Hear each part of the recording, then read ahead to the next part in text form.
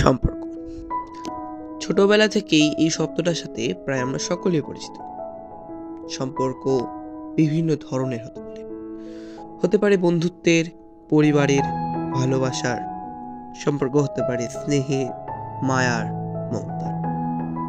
কিন্তু আমরা কি কোনোদিন ভেবে দেখেছি যে এই সম্পর্ক তৈরি কিভাবে হয়, কিংবা এই সম্পর্ক নষ্ট কিভাবে হয়?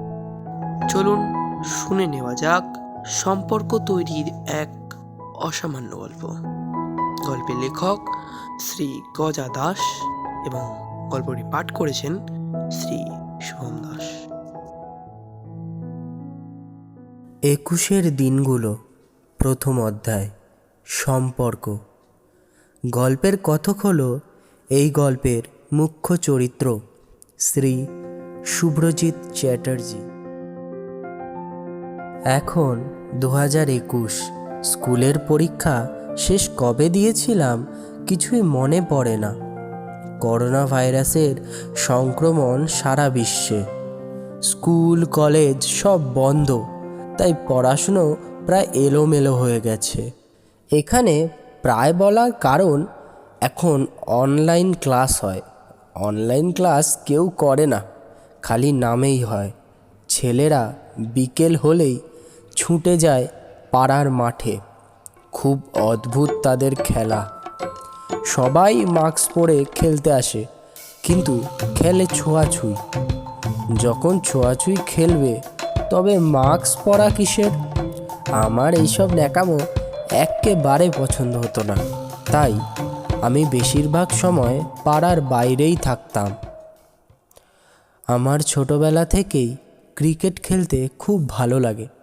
যদিও আমি ভালো খেলতে পারি না, তাও এই খেলাটা আমার খুব প্রিয়।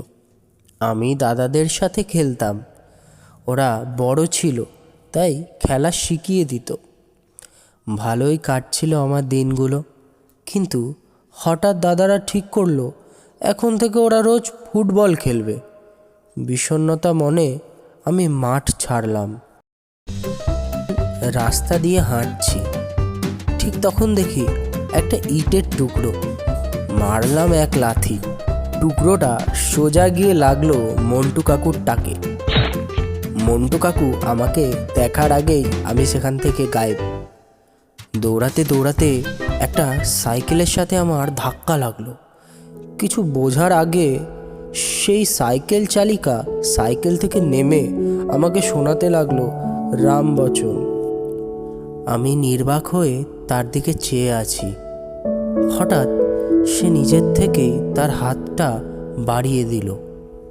তার তুলোর মতো নরম হাতের স্পর্শে আমার কঠিন হৃদয় কোমলতায় ভরে গেল। আমি তাকে চিনতাম না, কিন্তু আমার মনে হচ্ছিল যে আমাদের এক অপ্রাচীন সম্পর্ক রয়েছে। অপ্রাচীন অর্থাৎ খুব পুরনো নয়। আমার পাশ থেকে সে দ্রুত বেগে সাইকেল চালিয়ে চলে গেল। এর আগে আমি তাকে কখনো আমার পাড়ায় দেখিনি। মনের ভেতর একটা কৌতূহল জাগলো।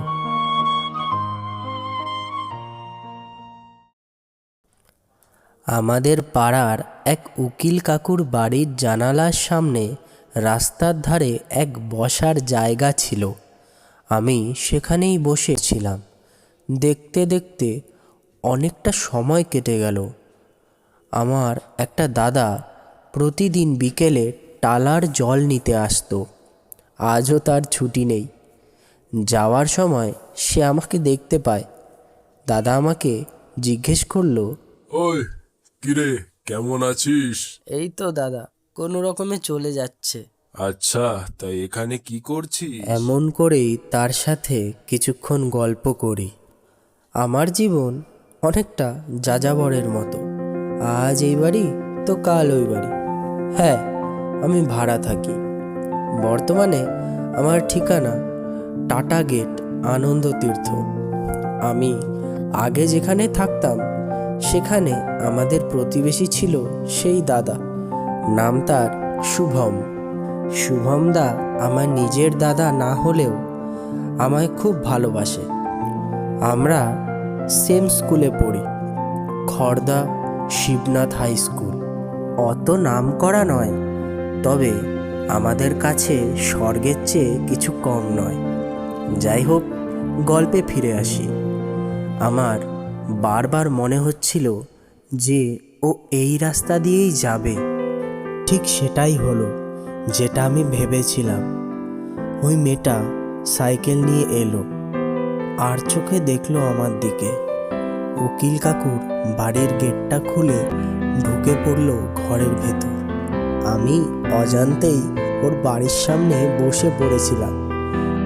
আমি তখন মনে মনে ভাবছিলাম কি উপায় ওর কাছে যাব, কোনো একটা ঘটনা যেটা আমাদের আরও কাছে নিয়ে আসবে।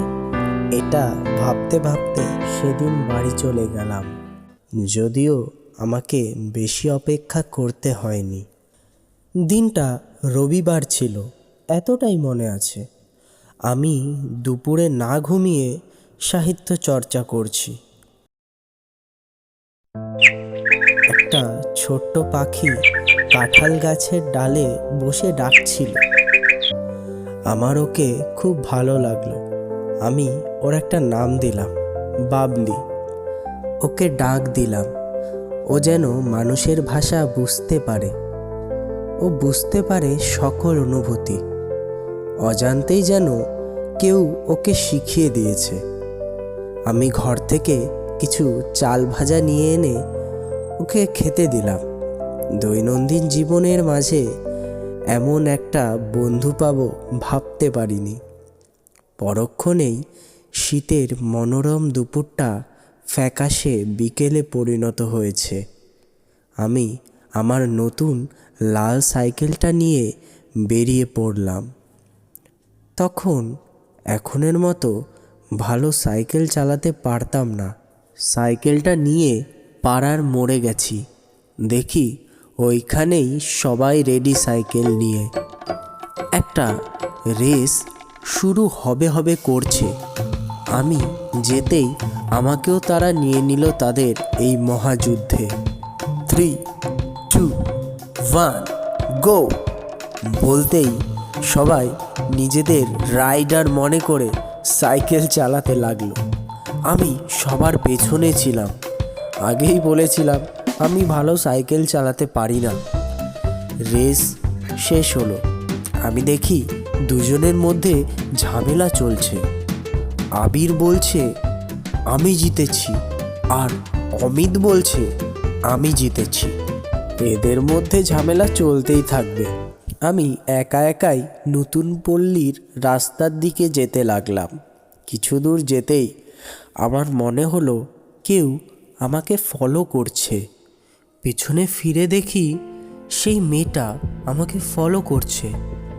ও আমাকে বলছিল, এই, আপনি তো সেই যে আমাদের বাড়ির ওইখানে বসেছিলেন। আপনারা কি বলুন তো, শুধু একটু হাত ধরেছি বলে অত বড় একটা চিঠি লিখতে হবে? আমি না ওর কথাগুলো কিছুই বুঝতে পারছিলাম না। ও আরো বলল, আপনি জানেন ওইটা যদি আমার মায়ের হাতে যেত তাহলে কি হতো? কি, কোনো উত্তর নেই কেন? অবশ্য থাকবে বা কি করে? ওর মতো বলেই যাচ্ছিল। হঠাৎই আমি বললাম, সামনে দেখুন। একটা ছোট্ট বিড়াল রাস্তা পার করছিল। বিড়ালের বাচ্চাটা তার সাইকেলের সামনে প্রায় এসে গেছে।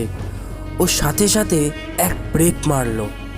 ও এত জোরে ব্রেকটা মেরেছিল যে ওর পিছনের চাকা শূন্যে উঠে যায়। বিড়ালটা ঠিক ছিল, কিন্তু ও পড়ে গিয়ে ওর হাত পা সব কেটে গেল।